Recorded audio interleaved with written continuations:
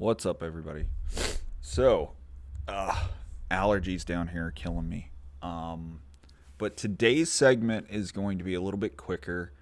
We're not going to talk about politics. I'm not going to inject a lot of my opinion into these two stories that I want to look at because I want to show you guys some good news. No matter which side you're on, Democrat or Republican, this election has been a disaster.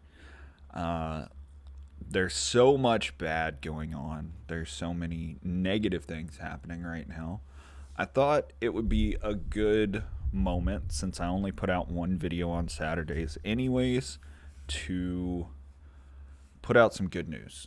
At the top of the ticket, meet the four astronauts about to launch into SpaceX's first operational human mission for NASA. SpaceX is soon to launch its first manned mission. An important step, one step closer to going to Mars, one step closer to that moon base we've all been dying for. Okay, maybe that's just me. I kind of want to live on the moon. I could be silly, but what if the backdrop I could give you guys was not my soundproofing, but it was the backdrop of an eternally silent void of space? That'd be great, right?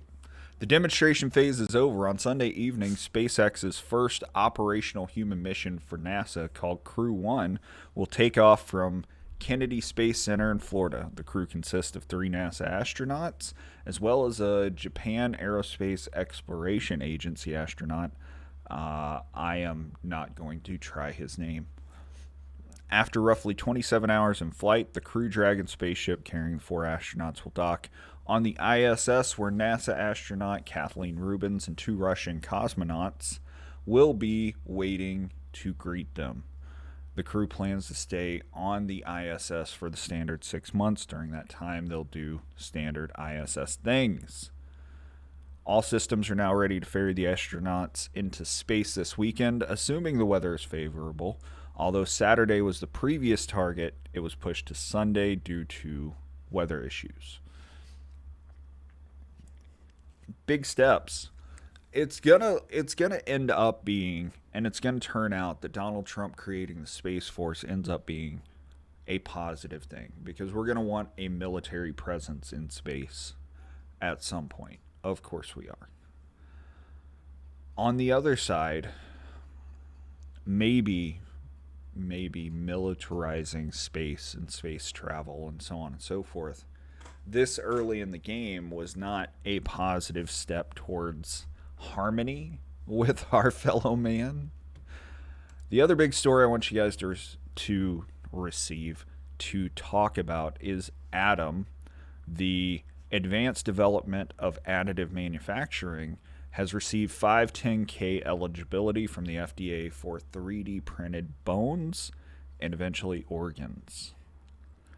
What is 510K clearance? It is a clearance that says this product, according to the FDA rather.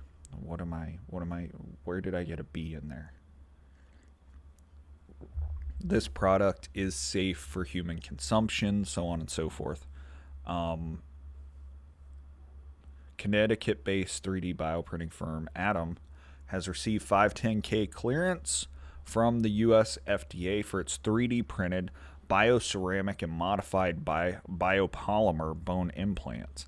Atom's vision is to eventually enable patients to have their tissues modeled using MRI and CAT scans stored on its Atom digital platform, which can then be 3D printed and implanted in designated clinics. Bones. Ladies and gentlemen, bones. Now, will we be able to use these bones for bone marrow transplants? That's an interesting question. I wouldn't think so. But if you're 3D printing exact replicas, are they going to exactly replicate what's happening here? The FDA's response means a significant reduction in the time to market the product from 5 years to 1.5, since only the animal tests are required. We're elated to be able to deliver a new breakthrough treatment standard for patients much sooner than previously expected. According to data from Adam, 150,000 people have died while waiting for organ transplants in the last 20 years. This issue is one of the driving forces behind the company, which states the only way to fix this is to start creating human organs and bones on demand.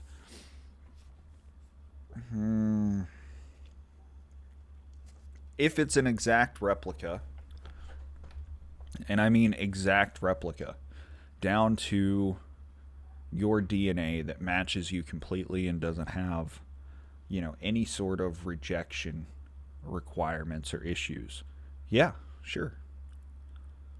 I can get behind this. The bones will be constructed from Adam's own modified biopolymer and ceramic bioglass materials, which hold strong biocompatibility, feasibility, and structural properties when compared to naturally formed bones.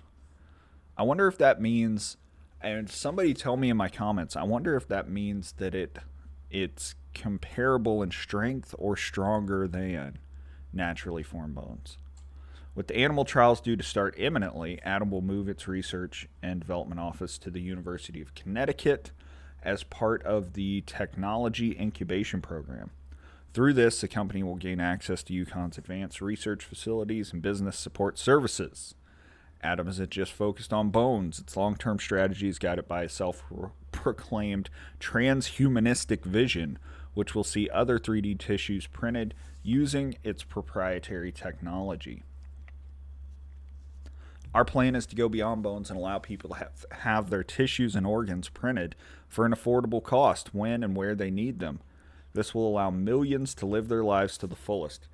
Concurrently, our R&D team is looking at potential uses for polymers in printing other tissues such as heart valves and blood vessels.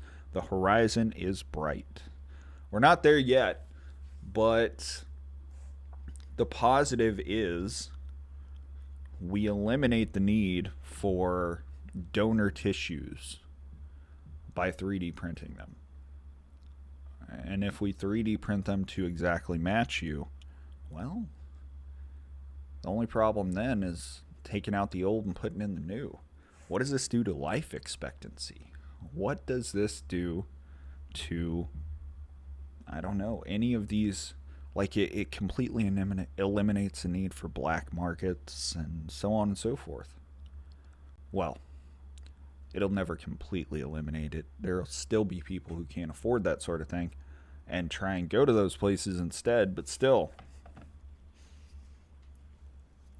this is a big step. In July, researchers from the University of Minnesota developed a novel biolink enabling them to create functional 3D printed human beating hearts. While elsewhere, scientists from Tsinghua University 3D bioprinted brain-like tissue structures capable of nurturing neural cells. And most recently, a global group of researchers developed novel nanoclay-based 3D bioprinted scaffolds with the potential for being used in skeletal regeneration. Man, there's a lot of big words here.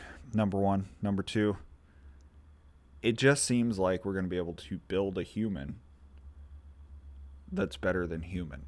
We're going to be able to make humans better.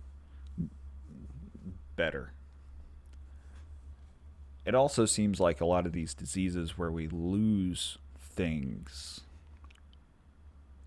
bone loss due to various cancers, or tissue loss due to, I don't know, spider bites. All of these things seem like they will be problems of the past.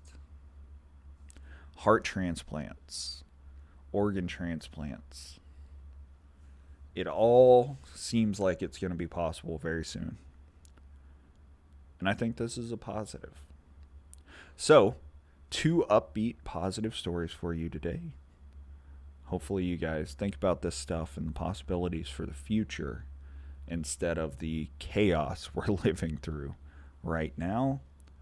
That's all I got for today, boys and girls. I will talk to y'all tomorrow.